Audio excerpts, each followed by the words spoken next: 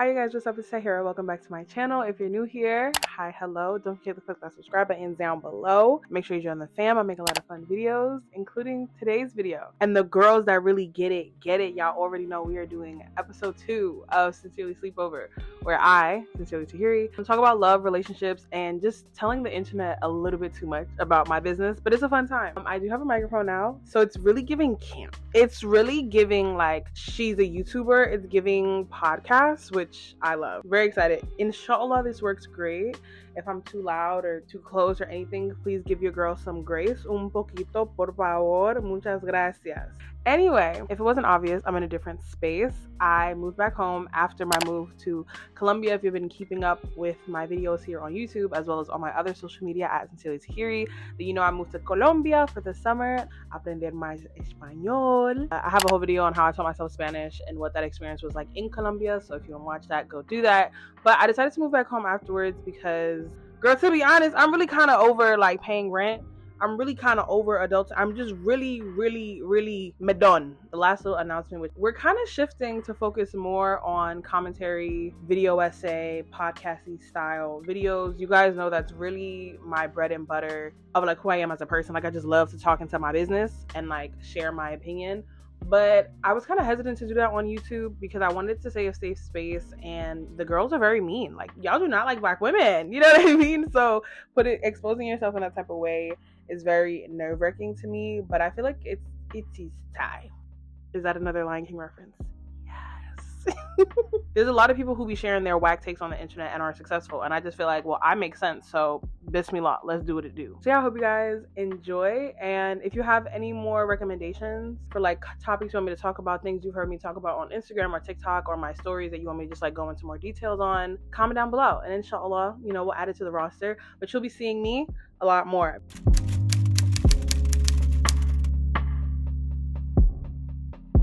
So in my last episode of Sincerely Sleepovers, as well as my dating as a Black Muslim woman video, I talked about being on the apps, talked about having like a hijabi midlife crisis. I talked about, you know, trying to navigate beauty and hijab and coming out of feeling insecure and kind of like stepping into womanhood a little bit. If you want to hear more about these topics, make sure you check out episode 1 of Sincerely Sleepovers.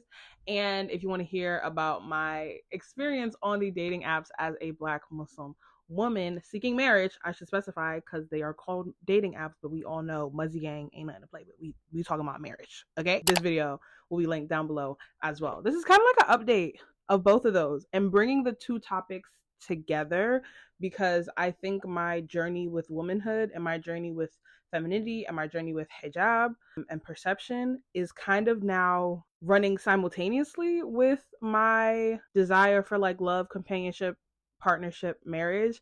And so we're just gonna bring it together. Una mezcla, ¿sabes? Why am I nervous? I'm a bit nervous. Okay. So for the past 3 years, I've been very intentional about working on myself, about healing, growing. The pandemic kind of kicked off 3 years ago. Started living on my own 3 years ago. I also started doing social media almost now like 3 years ago. So like a lot of things have been transgressing in these past 3 years, and romance and love had to just be on the back burner. You know, it wasn't something that was at the forefront of my mind, but it was always something that I desired and I wanted. Well, if I'm being completely honest, there was a time where I questioned if the love that I wanted was actually written for me, like if it was something that was going to be present, that I was going to experience. I had been in love before, and it was a really beautiful, amazing experience. And when that ended, I was really doubtful that I could find something better, if I'm just being like completely 100% honest. But that's also just like being young,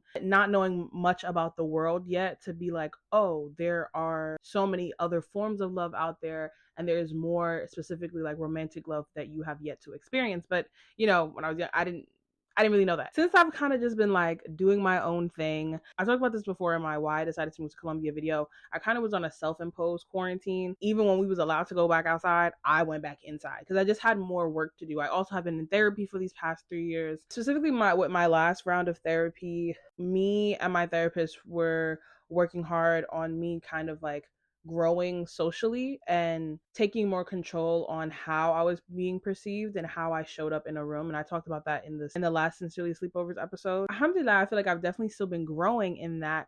But what has kind of come from these 3 years of like solitude and work and hustle is that I just I think that I may be ready for love again. And that's very scary to admit out loud. It's also a little sad to admit out loud, and we're going to break that down. It's scary because love requires the utmost honesty, vulnerability, and openness from you. At least the love that I desire. I take a lot of my definitions of love from Bell Hooks, from her book All About Love, rest in peace to an icon. To sum it up, she describes love as a commitment to nurture the emotional, physical, spiritual well-being and growth of another person, and it's to show up through respect, honor, care, and etc.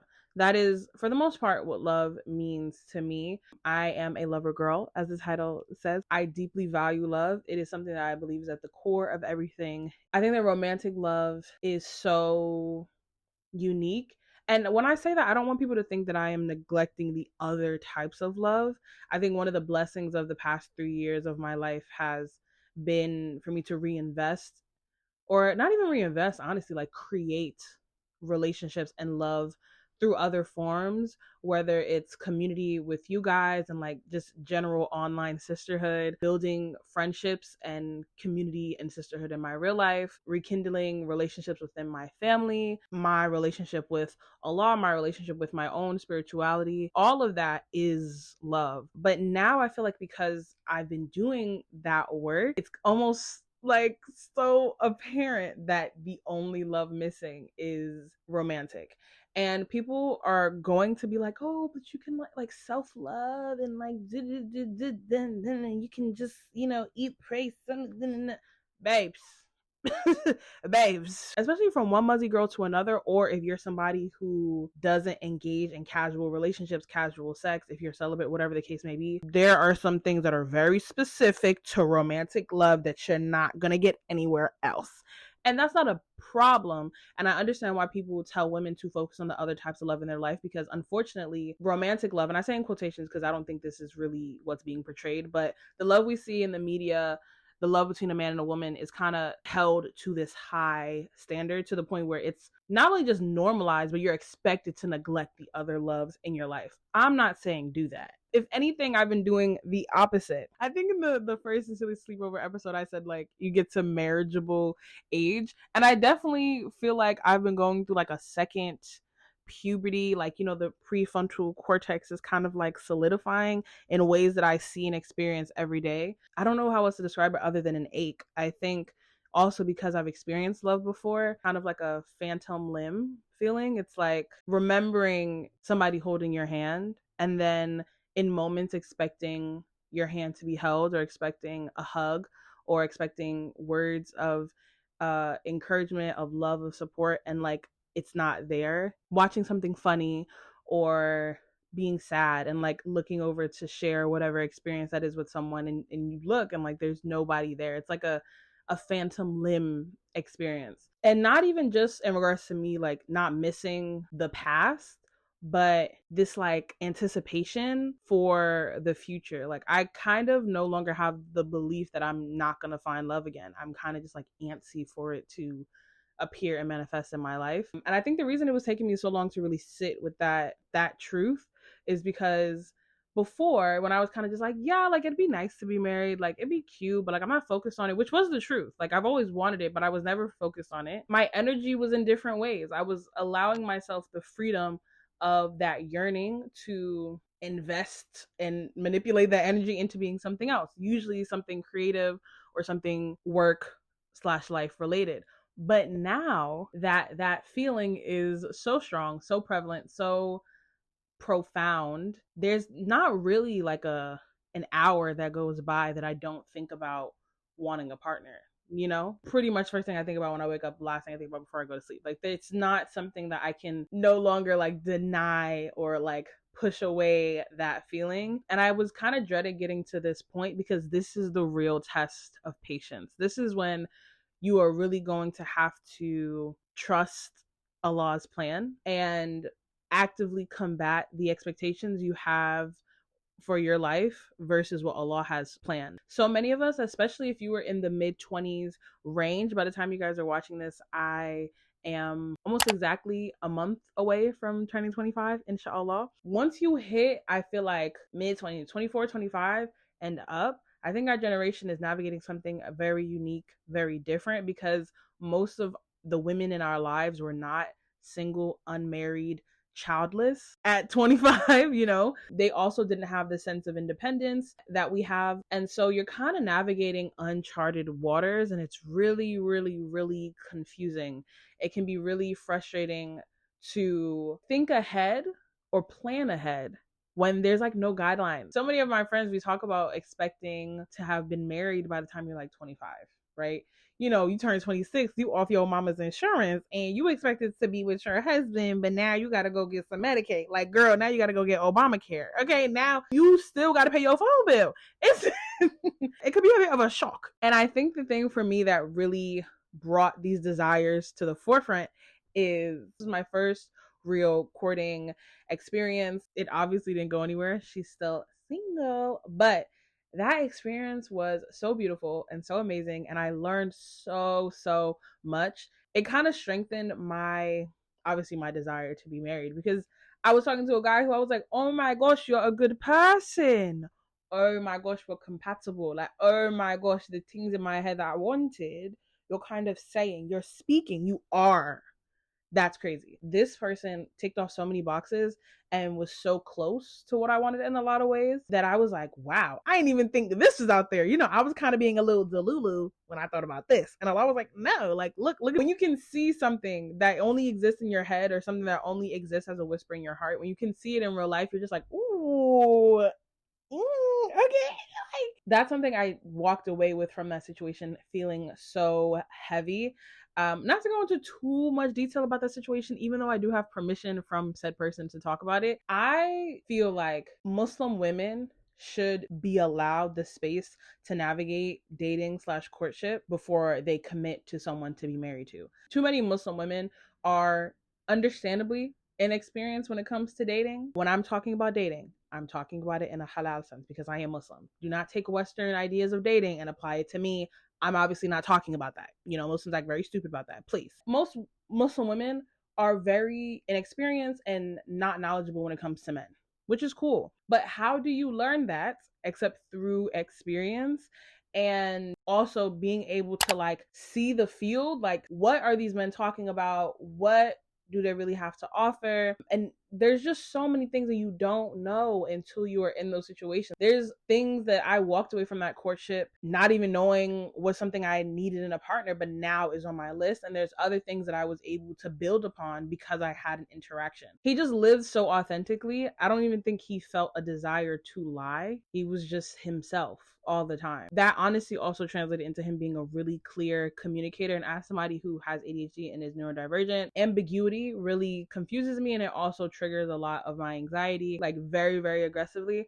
And so I didn't realize just how important it was for me to be with someone who was such a clear and strong and vocal communicator until I started talking to this guy. He was also very serious. And when I say serious, I mean like he was very serious about me. I think as a Black curvy plus size girl, whatever, there are so many men out here who will play games in your face, who will sit here on the internet and in front of people and be like, oh my God, like, I don't like big girls. Like, I can never talk to a big girl. And then we'll be in your DMs like, you know what I mean? Like, it's something that we all know and experience. I think Black Muslim women, you also know that experience because it's similar to how non-Black Muslim men will be in Black women's DMs, will be saying the craziest stuff to us in them salams and messaging rooms, but then publicly and who they end up partnering with are women that are not Black. I think there's a part of me that doubted that I could really find someone or connect with someone who was really all about me, like 10 toes down. Once he and I started talking, never did I question his intentions, his attraction to me, or his interest in me. Like, all of that was very genuine. It was very honest. And even if he didn't say it, he showed it with his actions. He showed it with just like his energy. Like, he was just very devoted. Literally, that's just what all women deserve, especially Black women. Like, you do not deserve anybody who's iffy about you, anybody who is scared to be about you, anybody who is scared to talk about you or show you up. Like, none of that is real or healthy or sets the foundation for a long-lasting partnership like marriage. We were only talking for about a month. It was so funny because literally he DM'd me like the week before I moved to Colombia. And I was like, Allah, what is, hello? I'm literally moving to another country. But even that, like, when I told him I was going to Colombia, he was just like, oh, that's cool. Like, was so unfazed. He was like, oh, that's just a flight. Just a flight. Ultimately, we desire different things from life. And there were things that he had mentioned throughout the time that we were talking that I was keeping note of. And I think once they started to get to a point where I had more concerns than assurities, I like brought it up to him and we kind of like talked all the details out and just came to the conclusion that we weren't right for each other. And so it was just really nice to be able to have a space to just be so for real. And what I liked is we kind of like checked in on each other throughout the whole experience. Like, how are you feeling? Do you like me? Check yes or no. Literally, like, what's up? So we had already kind of created that trust with one another that no matter what, we can ask each other anything. And girl, I was asking questions. Well, I wouldn't say anything and everything because we were only talking for a month. And I think certain questions, they come up when you get to know each other a little bit more. But in regards to like him, his family, his relationship with Islam, his, 5-year goals, 10-year goals, his family planning ideas, how he grew up, finances, past relationships, like, girl, we was talking. We didn't speak every day, but when we did speak, it was like, okay, like, actually, like, get to know each other. We also had times where we were able to just see if we were compatible through talking about our interests, whether it was like music, TV shows. And I think a lot of Muslim people are like, that doesn't matter. And I'm just like, girl, you going to be spending the rest of your life with this person. Like, how is compatibility not important? Shut up. Like, the reason why I say this was a really beautiful experience is because we were just able to move with like love and respect. Love, fisabilillah, I guess I should say, because I was not in love with this man after a month. And so even when we got to the conversation of ultimately like we're not really as compatible in regards to like our life plans, it was such a respectful conversation. He literally did not judge the things that I wanted for myself. And that's really important for me because for me, my work is tied to my purpose and my spirituality and my passion. So when I talk about my life goals, or when it comes to the conversation about like a stay-at-home mom or stay-at-home wife, it's very different for me because work is not something arbitrary. For me, it's the thing that literally feeds my soul. And so that is a non-negotiable. I definitely am always apprehensive about courting and talking to men because of the platform that I have. And people have so many ideas about influencers or content creators, specifically being a hijabi on the internet. And y'all know the stuff I talk about. But yeah, he just had nothing but like love and respect for it. And when he told me the things that he wanted from his life, I also didn't judge them. And if there's any tips I can give, not that I'm an expert, I had one question for women: definitely listen more than you talk. And you have to master a way to seek out your wants and needs, your desires from a person without explicitly giving somebody the rule book, if that makes sense.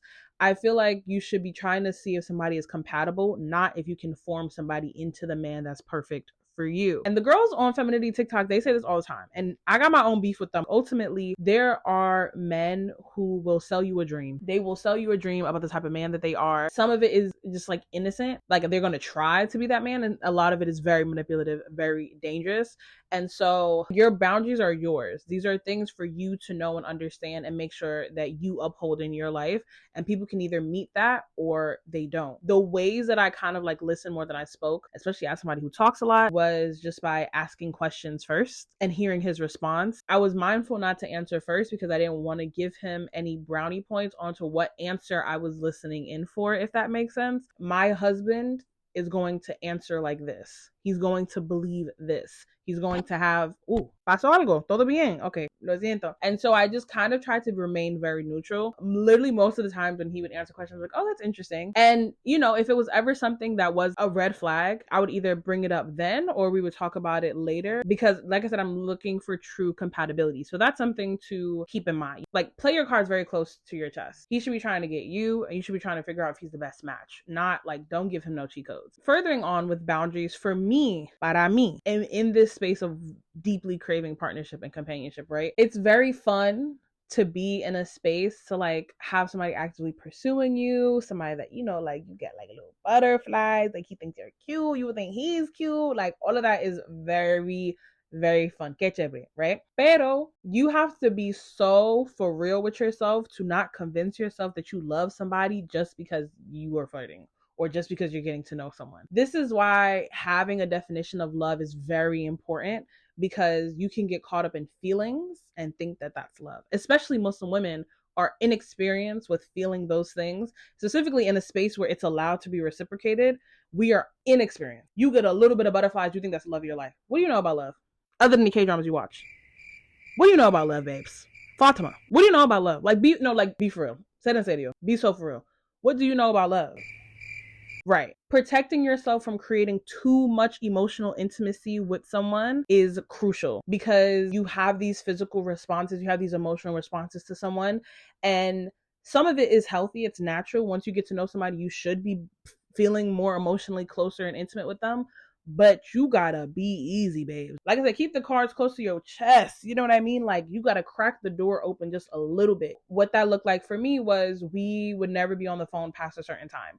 We were never on the phone every day. Every time he called me, I didn't pick up. And some of that may sound very like foolish, but for me, because I am in a very sensitive space, I had to protect myself from getting attached to him too soon.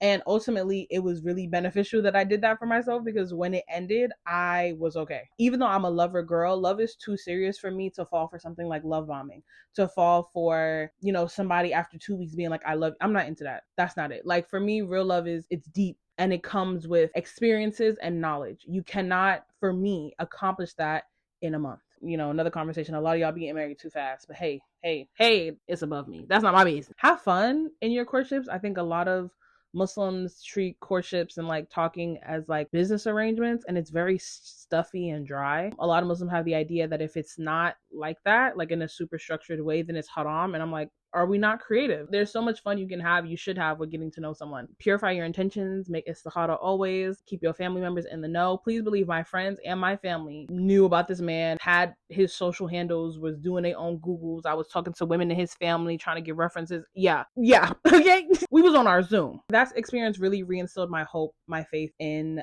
Muslim men. But he was a revert. And I feel like a lot of the girls are marrying reverts. I don't know if y'all have noticed. I have. And I really want to talk about it.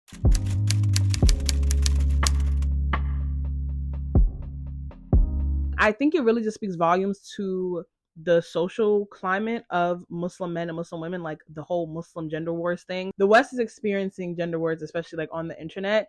But Muslims, it's even worse. I think it's even worse with Black people too. Like, because we're such niche, marginalized communities, we also tend to be very traditional. Even non-Muslim Black people are very traditional.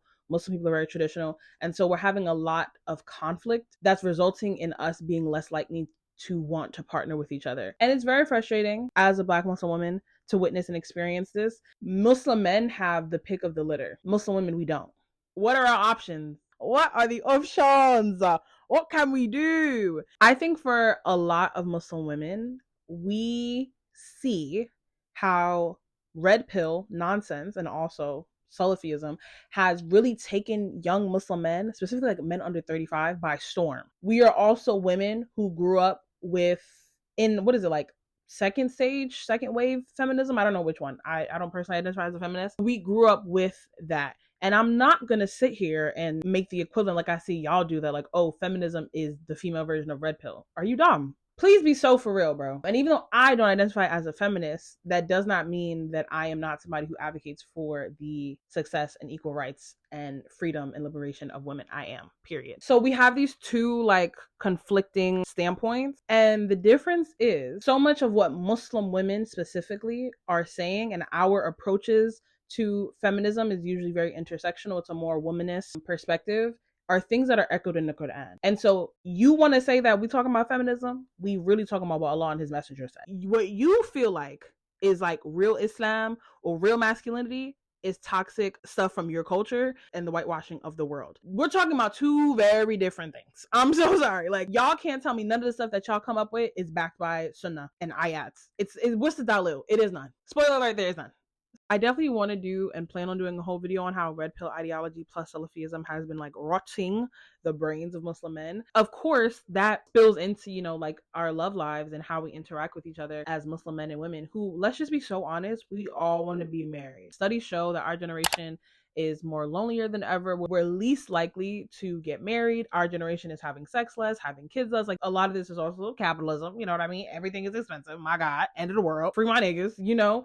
But also we are at this standstill where I feel like women are, after generations of watching the women in our lives struggle and suffer from gender-based violence, misogyny, patriarchy, we are saying hell to the no, to the no. Men are just like, but why not? Why can't you just be like your mom, you know? And I'm not a I hate you niggas like type of page. I'm not a misandrist. I'm not a let's shit on men type of girl, because I have men in my life that I deeply love and care about, and we all need each other. We are all in community with each other. And also, I am a heterosexual Muslim woman. I have no other options but to marry a Muslim man. So I don't hate men, but let's just be so honest. The best Muslims I know are women. The best people I know are women. The most successful people I know are women. The most emotionally mature, the most mature, independent, well-rounded people I know are women. And it's because women have had to persevere in the face of all of the isms that we experience and the systems that we suffer under to be these things. Whereas men have been allowed to be mediocre because of said systems that coddle them. And some of those systems are also in our very own households. I have brothers. People are always surprised when they find out I am not the eldest child. No, my younger siblings are unofficially my children. You think my older brothers feel that way? Absolutely not. Absolutamente no, mi amor. What? But what's interesting and weird is that we know y'all are lonely. Muslim women talk openly about wanting partnership, wanting companionship, but not wanting it over everything. There's an expectation for Muslim women and women in general, let's be honest, to be desperate, to want marriage and companionship so bad that you are willing to take that man who is abusive, is a bum, is not as impressive as you, that you don't have any real compatibility with. Like, that's what they're expecting. And it's a no for me, babes. It's a no for me. Level up. And I will say that I also feel like a lot of this is a Western conversation. Since I've been traveling, alhamdulillah, I have gotten the experience of being around men from other cultures who don't act like this. Me and my friends joke about the positives of like patriarchy. I was just watching a video. Her channel is called Manifestel, and she had this video called Golden Retriever Men, Benevolent Sexism or Chivalry. Basically, benevolent sexism, you know, like men treat you differently because you're a woman, but in a positive way, versus hostile sexism, which is misogyny. We know that. And it was interesting because women, we fully acknowledge that there are times that we want to be treated special as women, as we should be. And there are times where we should be seen past just our female identity and just be acknowledged as people who like men, have feelings, desires, who want love, who want success, who, you know what I mean? And I think that's natural. The white girls really messed a lot of things up for the rest of us. You know, girl boss 2010 feminism really.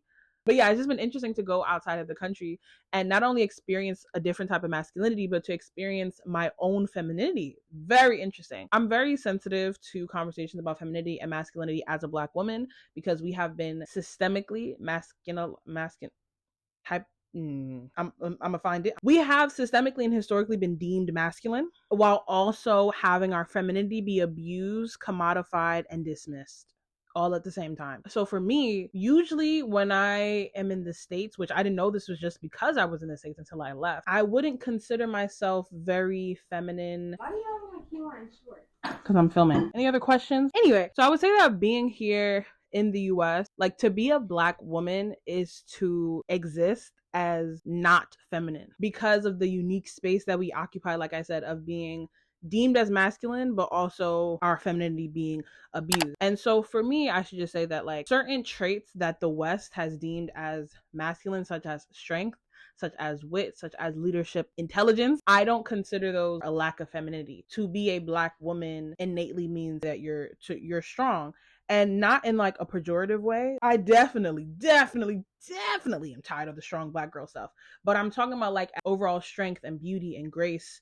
And that's just what it means to be a Black woman to me. And so it's very interesting and sad to have Black men then tell Black women that these traits that we have ultimately as a side effect of a lot of times their absence, is now the thing that is going to stop us from being partnered, because like we're too masculine now, you know, like you're too strong. Whose fault is that? Or why is your definition of femininity in alignment with women who don't come from your community, who don't know what it's like to walk in your shoes, who don't know what it's like to partner with you, to raise your kids, to feed your big old head, you know what I mean? Like to fight your battles, to hold down a household because you are God knows where, to be your partner while you were being systemically persecuted. Like why is the thing that we have adapted, that we have had to become now, you know what I mean? Like it's just a very frustrating experience. But what I can say is I definitely did have the hyper independent, I'm a strong Black woman thing, and I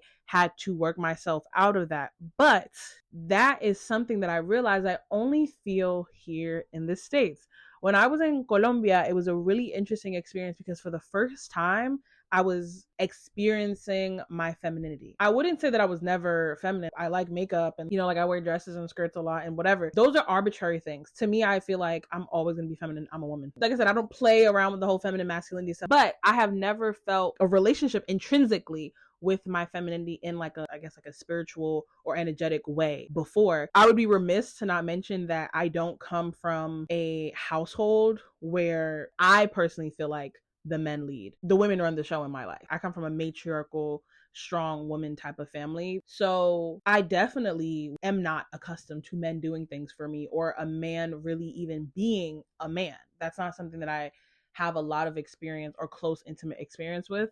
And so when I first went to Colombia, I realized that just like my energy was so off-putting. I think it's also because, like, you know, I'm from New York. We walk in the streets, me and my sister, and like I'm not talking to nobody, I'm not looking at nobody, I'm not smiling at nobody. I'm walking in a very specific type of way. Like the energy is just very, very, very, very, very like I said, I'm not gonna say it's masculine, but I'm standing on business. And through like just the experiences and interactions I had with Colombian men, who, like, the Latino world is very traditional in certain type of ways that to me were very beneficial, I was able to just like relax. I would never forget. It was my last Airbnb in Colombia. I was leaving. I was going to the airport, and the receptionist, I had called my Uber. I don't know why I brought 4 suitcases to Colombia, but I have 4 suitcases, and I was getting ready to like take them down the steps, like out the building. But she literally says to me, "Somos mujeres. Él es un hombre. We're women." You know, she was literally just like, "Girl, fall back." And she was like, "What you do is when he comes and gets your bags, you say thank you, you give him a tip, and you go about your business. You don't take on that responsibility. You allow yourself to be serviced." And that was like, I was like, "Abuelita, espérate, porque está duro." Like, you're literally teaching me something. That's not something I grew up with. If you don't come from specifically an African-American family, it's not just, oh, let a man do X, Y, and Z. There were no men around. You know what I mean? It allowed me to be more present in my feminine energy, and it allowed me to be more soft and to really embrace soft girl life. And it was so funny because that guy, my Uber driver, he put my bags in the car, no complaints. They were very heavy. Then I gave him a tip, and he was so nice the whole Uber ride. He helped me get the luggage out. And this was the moment I knew I got to the US. I get off the plane. I'm at JFK. I get my Uber. Do you know that this Uber driver, who was literally like twice the size of my Uber driver in Colombia, he was like, "Can you help me with the suitcase? They're kind of heavy."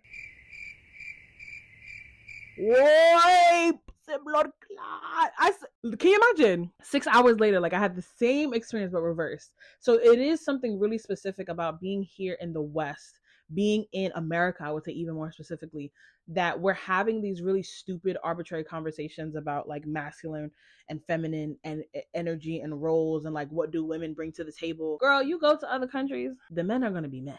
You realize how you're able to exist when you don't have to take up somebody else's role. I promise you, every quote unquote like girl boss, whatever, hyper feminist woman, especially if she's Muslim, that's out there, would still desire a man to take the responsibilities and the weight off her shoulders.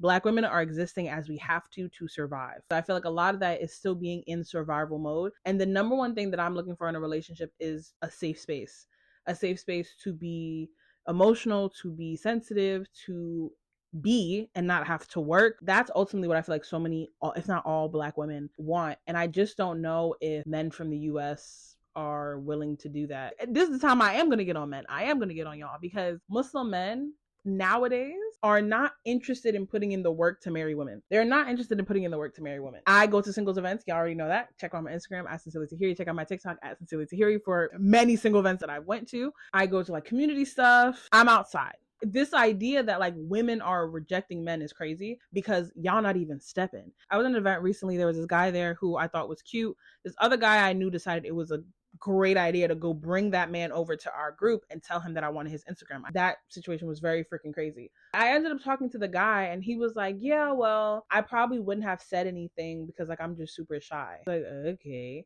In the same breath, told somebody else in our group that he wanted a soft woman. How you gonna get a soft woman if you too scared to open your mouth? Would a soft woman approach you or be this direct? How can a woman sit in her soft girl era, her feminine energy, as y'all like to say, if y'all are not going to step up? It's to the point where literally Muslim men would rather entertain and be in relationships with non-Muslim women because it's less work. They get everything they want right there, and then can still turn around 2, 3, 4, 5 years, not even 4 or 5 years later, sometimes the same year, and marry a Muslim woman, because where are our options? They get to play the field to the point where like literally there's so many TikToks about non-Muslim women joking about like, oh, life with my Muslim man, life with my Muslim man. Oh my God, my Muslim man. Like, it's embarrassing. I be on Bumble and the Muslim men that pop up, why do all of them also have like sex positivity on their bio? Why are all of them talking about being nasty? Why the first thing a Muslim man will say to you on Salams or Muz, if you're a Black woman, is something inappropriate, something about your body, something about how you look. They get to operate in that world in a way that Muslim women will never have access to. Or Muslim women cannot operate in that world in the same way, without judgment, without communal shaming and all. Like, it's very, very, very different. And you can just tell which gender of the Muslim community is getting their needs met and who aren't. You could tell the people who are abstaining versus the ones who aren't, because me and all my niggas want to get married. How about y'all? How you 25, 26, 27, 28, 29, 30, 31, 32, 33? Y'all be 35 and like, you know what? Maybe I should get married right now. Some of us are abstaining and some of us aren't. The beauty about traveling, though, circling back to that, is I get to choose who I want to be. And I love that sense of like femininity and softness that I felt being out of the country. I love the interactions that I had with men. They were very innocent. They were very sweet. They were very respectful.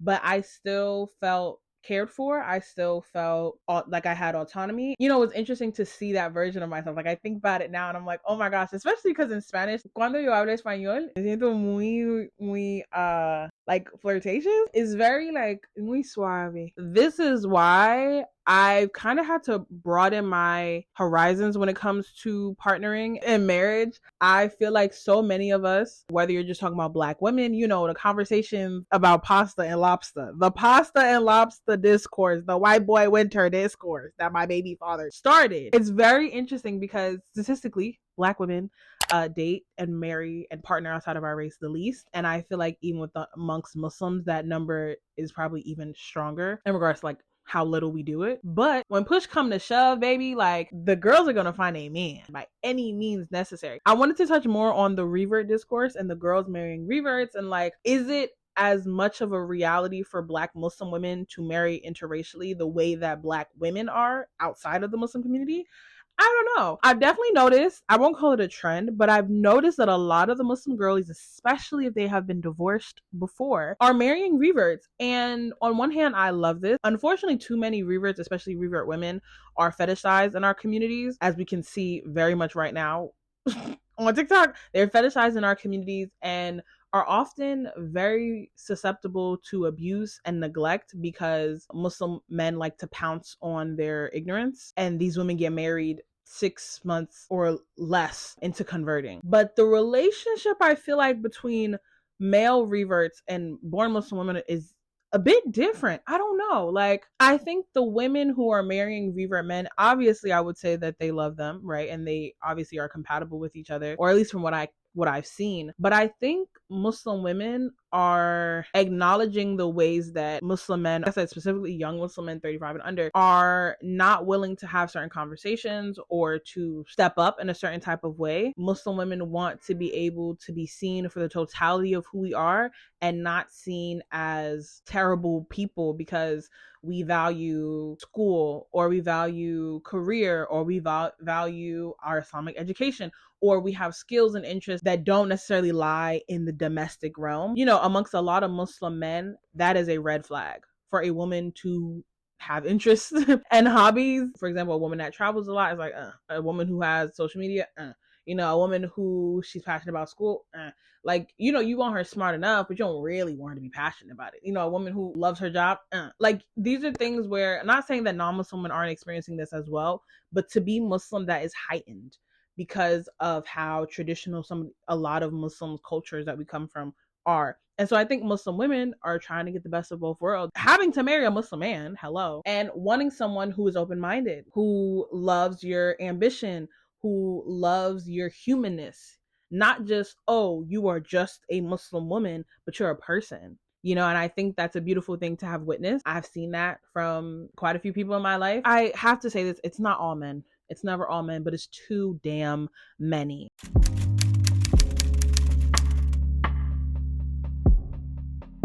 Y'all know that trend on TikTok where the girls are like, bad wig equal soft life, like hard wig equals soft life? It's a discourse about Black women looking rough in regards to Black beauty standards, but like attracting a rich, successful white man. Even though that's not my cup of tea, I just think it's interesting because I don't know, and y'all let me know, obviously comment down below. Are non-Black Muslim men even interested in Black Muslim women? Like, past just like sex. For real. Past just anything physical, are they actually interested in partnering with Black Muslim women?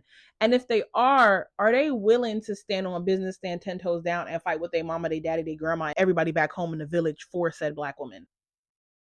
I don't know, because me and my friends, for the most part, are open to marrying interracially. But I think with Black women, there's always a concern of, are you interested in me? Are we going to be as compatible? Are you going to have the, como se dice, el sabor? You know what I mean? Like the swag, the suavemente. Are you going to really do what it needs to do? I was watching this guy on TikTok, Anwar. He gives like dating advice specifically to Black women. And he's one of the few people I actually really like in regards to like the whole like dating TikTok world. But he says how with non-Muslim Black women, you have to be a bit more forward with non-Black men because they don't assume that Black women want them, which this is something that I have also witnessed and have heard. But for Muslim women, how do you navigate that? Religiously, the man is supposed to pursue the woman for the sake of marriage. How do we kind of like, I don't know. Muslims can tend to be very nationalistic, very tribalistic, and depending on where somebody is from, they will only really talk to somebody within their culture, within their caste. And I'm not saying interracial marriages don't happen in the Muslim community. Of course they do. It's rare to see Black Muslim women marrying somebody who is not also a Black Muslim man. Those of us who are interested in exploring that options, like, what does that avenue even look like?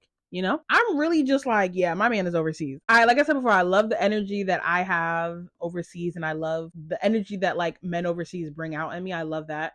And I also feel like there's something really specific about America that we're seeing now in real time that really deeply impacts your personhood, your thought process, your empathy or lack thereof, your morality, your ethics. There's something really specific about being here.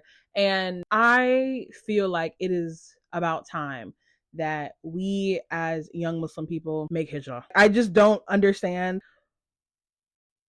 Especially if you're talking about for the search of like for love and companionship and a better life for yourself. Okay, yeah, maybe your daddy or your mom or your grandparents came here in search of something for the American dream, whatever that is. But I feel like we know better. And I think if you have the ability to make hijra or to just travel more, to expose yourself to something other than this capitalistic machine that is America, you deserve that. I made a video on TikTok about how much harder it is to practice hijab in the West. And so much of it, I'm just going to be honest, feels oppressive because we're in the West. Like, because you're in America. For example, I just saw one of my mutuals on TikTok.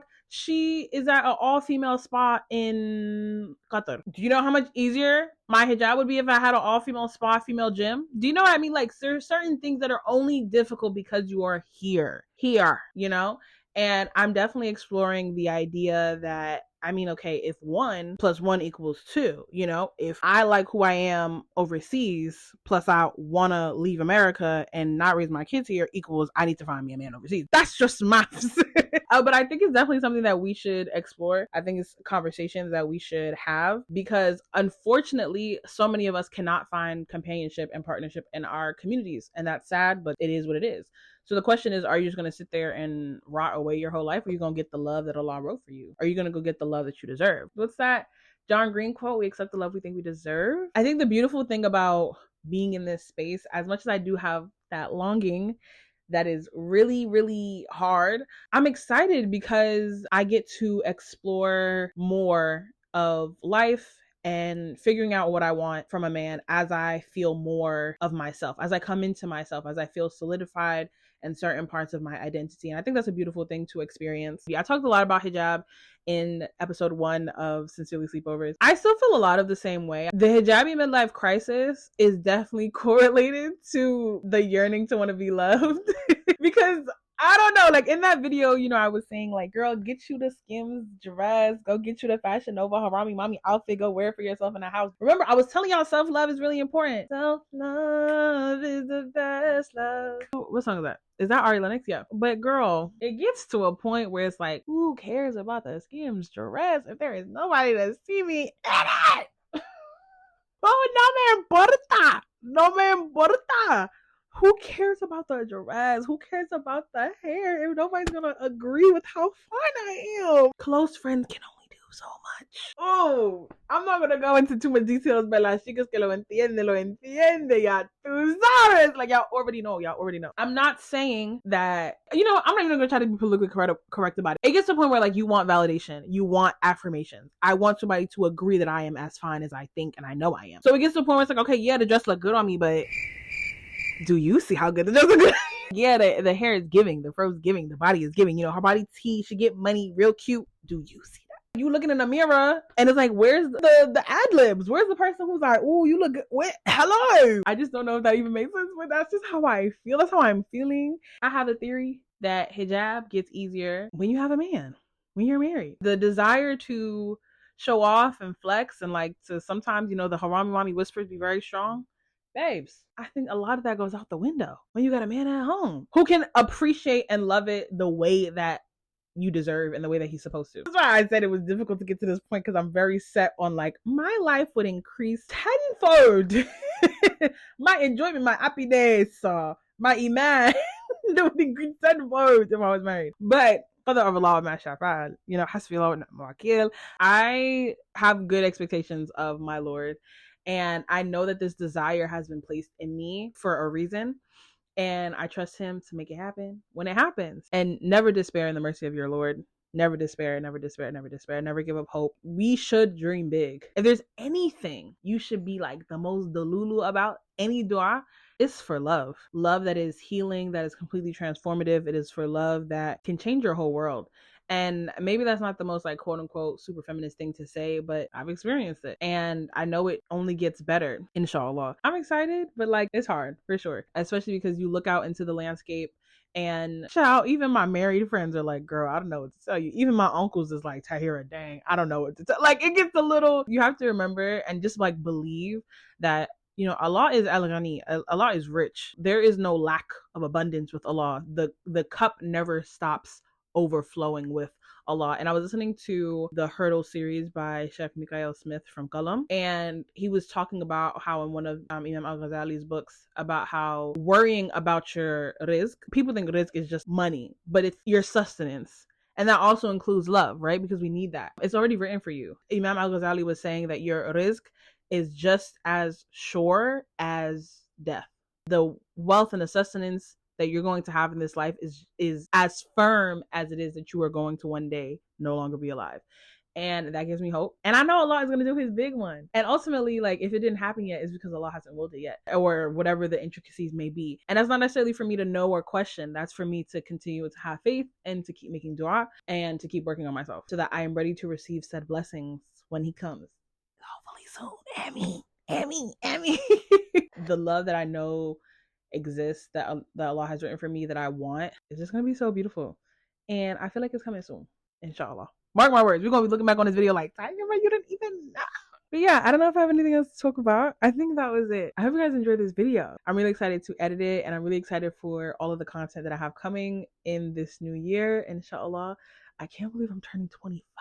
I posted my first YouTube video, I was like 12. This is crazy. But I finally feel like I know what I'm doing here, what I'm doing with this space, what my intentions are. And I'm really excited. I hope you guys stick around for this journey. Comment any topics you want me to talk about, whether it's socio-political stuff, whether it's like Muslim stuff, TikTok stuff, also like media stuff. If there's any like movies or shows or books you want me to like review or talk about, let me know. Happy New Year.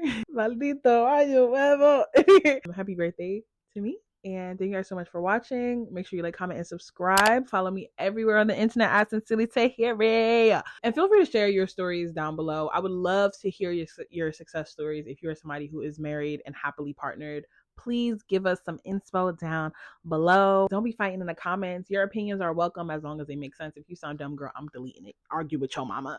Thank you guys so much for watching, and I'll see you in my next one. Bye.